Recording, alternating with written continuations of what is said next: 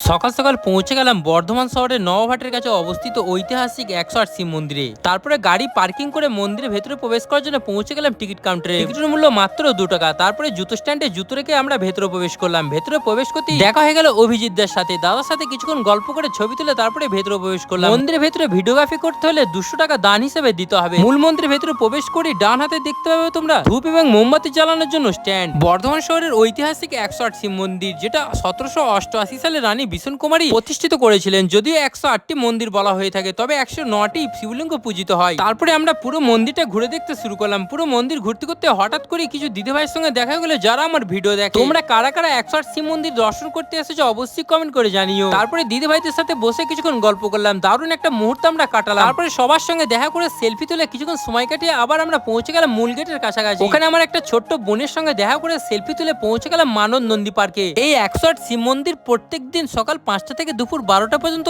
এবং বিকাল 4টে থেকে রাত্রি 9টা পর্যন্ত খোলা থাকে। তোমরা যদি এই মন্দিরে আসতে চাও, বর্ধমান রেলওয়ে স্টেশন থেকে বাস অথবা টোটো করে এই মন্দিরে আসতে পারো। যাই হোক, এই ভিডিওটা এখানে শেষ করছি। দেখা হবে তোমাদের সাথে আবার নতুন ভিডিওতে।